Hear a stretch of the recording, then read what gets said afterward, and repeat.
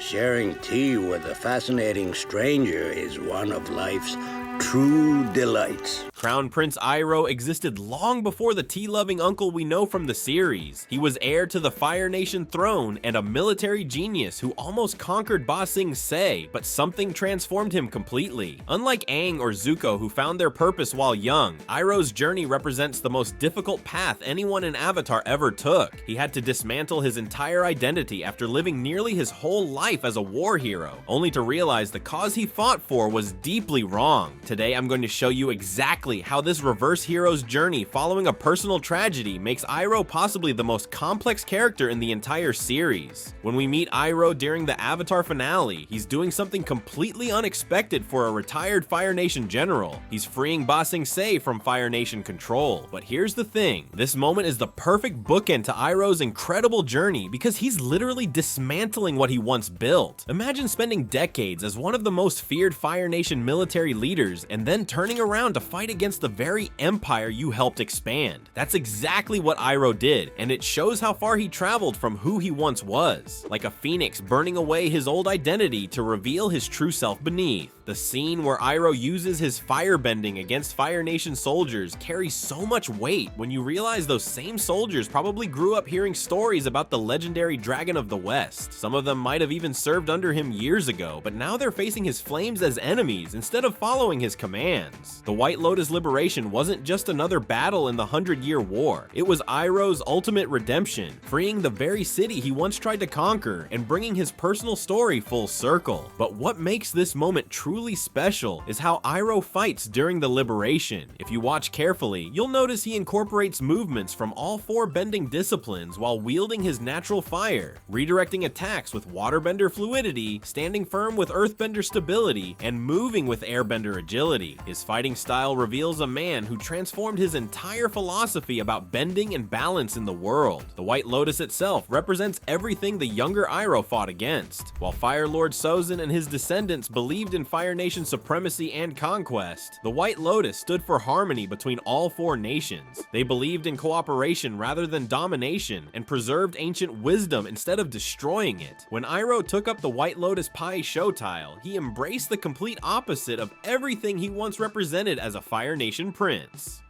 Most hero stories start with the protagonist answering a call to adventure, but Iroh's journey is unique because it began with rejection. Rejecting his birthright, rejecting his nation's war, rejecting the path that had been laid out for him since childhood. And that rejection didn't happen in his youth, it came in his middle age after decades of faithful service to a cause he eventually recognized as wrong. What could be more courageous than walking away from everything you've built your identity around? The Iroh we meet in the series, the tea-loving kind uncle with endless proverbs, seems so natural we almost forget he wasn't always that way. But the truth about who General Iroh was before his transformation shows just how profound his journey really was. Behind Iroh's warm smile and tea-making skills hides a past so dark it would make even Zuko's troubled history seem tame by comparison.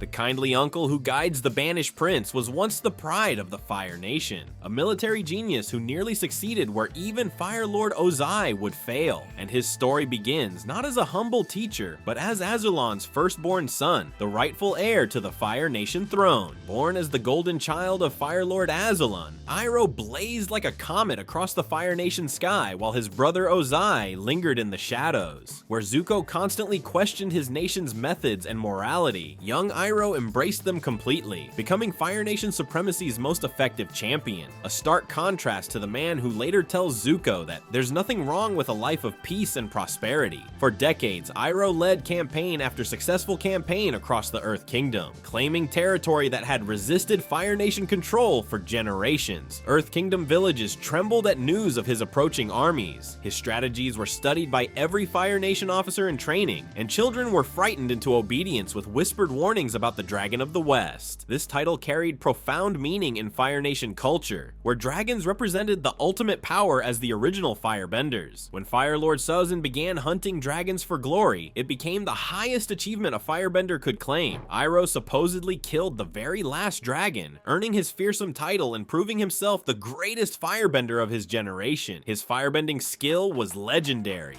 generating lightning and breathing streams of fire intense enough to melt stone fortifications. nations. Iroh combined raw power with strategic brilliance, where Ozai was cruel but undisciplined. Enemy generals surrendered rather than face his tactical mind, while entire battalions retreated at rumors of his presence.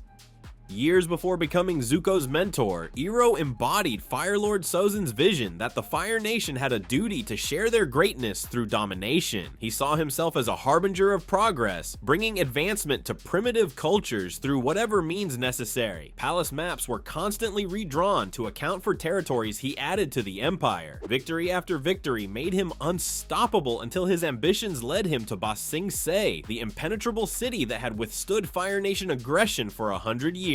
If anyone could conquer the Earth Kingdom capital, it would be the Dragon of the West, the undefeated crown prince with the favor of the Fire Lord and the spirits seemingly on his side. What happens when the unstoppable force of Iroh's military genius finally meets the immovable object of Ba Sing Se's legendary walls? The siege of Ba Sing Se was Iroh's magnum opus, the culmination of everything he had worked toward his entire life. For 600 grueling days, the Crown Prince brought the full might of the Fire Nation against the Earth Kingdom capital in a conflict so massive it reshaped the landscape surrounding the city. The weight of expectation on Iroh's shoulders was crushing. Success at Ba Sing Se would cement his worthiness to succeed his father as Fire Lord. Failure wasn't an option for a man who had never known defeat. Iroh established a sprawling military camp with countless crimson tents dotting the landscape like blood droplets, massive trebuchets poised to strike, and smoke from thousands of cook fires creating an eerie red haze that hung over the battlefield each dawn. Every day he would climb to the highest point in his camp to gaze upon those walls, plotting their inevitable fall. But the Earth Kingdom hadn't survived a century of war by being easily conquered. The defenders fought with desperate determination, knowing that if Ba Sing Se fell, the entire Earth Kingdom would follow. For months, neither side gained significant advantage as Earthbenders repaired damage to the walls almost as quickly as Fire Nation forces could inflict it. Iroh's personal letters reveal his growing obsession.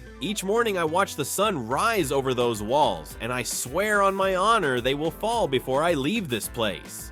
His tactical approaches grew extreme, tunneling beneath the walls, nighttime infiltrations, poisoning attempts, each failure etching deeper lines into his weathered face. What would Father think if he could see me now? He often wondered as he stared at war maps by flickering lantern light. Through all this, his son Lu Ten served as his loyal lieutenant. Their relationship evolved during the siege. Lu Ten became Iroh's military heir, the next generation of Fire Nation dominance. They spent evenings planning assaults, with Iroh teaching Lu Ten every aspect of warfare. Fire Nation soldiers recounted how the prince beamed with pride watching his son lead battalions into battle, each victory bringing them closer to their shared destiny. The breakthrough came after nearly 500 days. Using sappers, explosives, and a coordinated assault, Iroh accomplished the impossible. He breached Ba Sing Se's outer wall. Celebrations erupted as messengers raced to the homeland, announcing the Dragon of the West's triumph. The path to victory seemed clear, but the universe has a cruel sense of irony. Just days after breaching the outer wall, when the inner rings of Ba Sing Se seemed finally within reach, a messenger arrived with news that would transform Iroh's entire existence.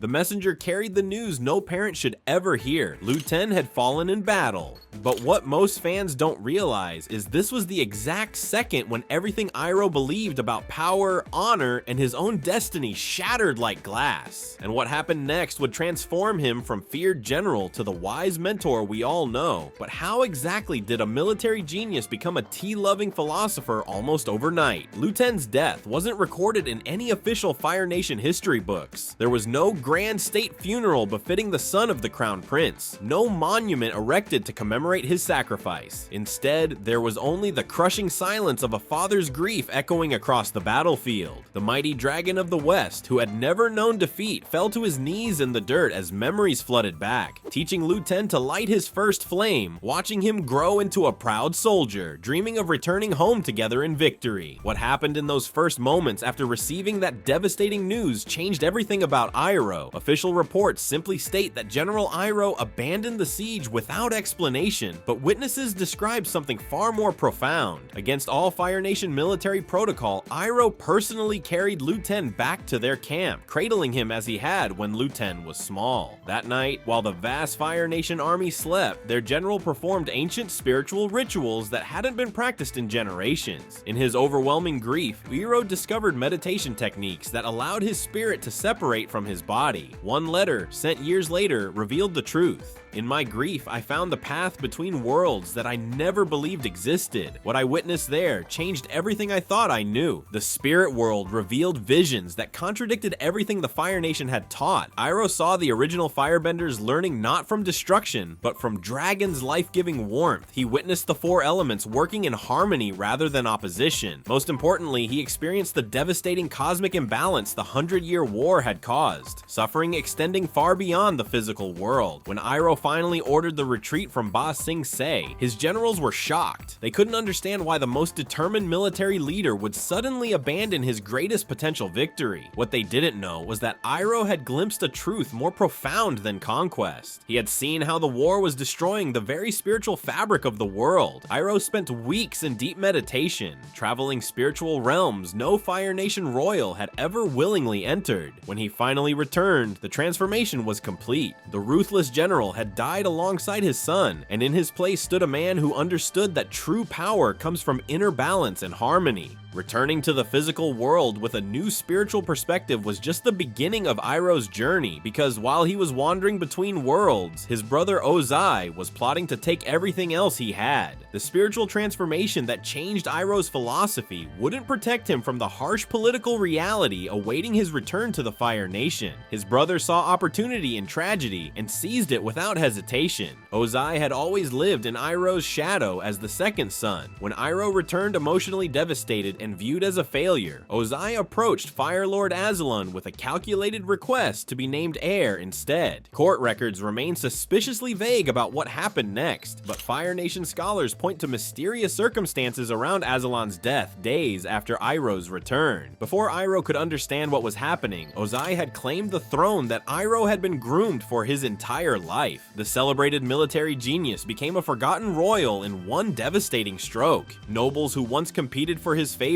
now avoided his gaze in palace corridors. His military accomplishments went unmentioned at ceremonies. Even his palace quarters were reassigned to smaller accommodations. Imagine him wandering the gardens where he played as a child, now completely alone without even a son to share them with. This period gets almost no screen time, but represents perhaps his greatest character test. The old general who besieged Ba Sing Se would have gathered loyal troops and staged a coup, but something had fundamentally changed within him. When faced with this total loss, Iroh made a choice that demonstrated his transformation. He let it go. The throne, power, and status seemed empty compared to the spiritual truths he had discovered. This transformation became clearer when Prince Zuko was scarred and banished. Iroh recognized in his nephew the same dangerous path he once walked, a young man desperate to prove himself through victory at any cost. So when everyone else abandoned the prince, Iroh volunteered to join his exile. Like a gardener who once commanded armies, Iroh now patiently tended to his nephew's wounded spirit, knowing that gentle guidance would yield what force never could. Every proverb shared with Zuko carried the weight of Iroh's painful lessons. When he told Zuko pride is not the opposite of shame, but its source, he spoke from experience. When he counseled patience instead of force, it came from a man who once believed conquest was the only path to greatness. Their relationship was about showing Zuko how to be human in a world that rewarded cruelty. Iroh discovered that a simple cup of tea shared with a stranger brought more genuine joy than conquering their city ever did. And so we arrive at the true essence of Iroh's legacy, a man who achieved what few in any world ever do. He embodies Avatar's central message about the struggle for inner balance, transforming from fearsome general to wise teammaker through profound self-discovery. The most courageous act isn't defeating villains, but facing the truth about yourself. Iroh didn't just switch sides in a war. He completely transformed his understanding of power, purpose, and honor. His redemption shows that transformation requires simply the willingness to walk a different path today than yesterday. What might your own journey of transformation look like? We connect with Iroh because while none of us will breathe fire, we all face moments where we must choose. Will we cling to past mistakes or transform them into wisdom that lights the way forward?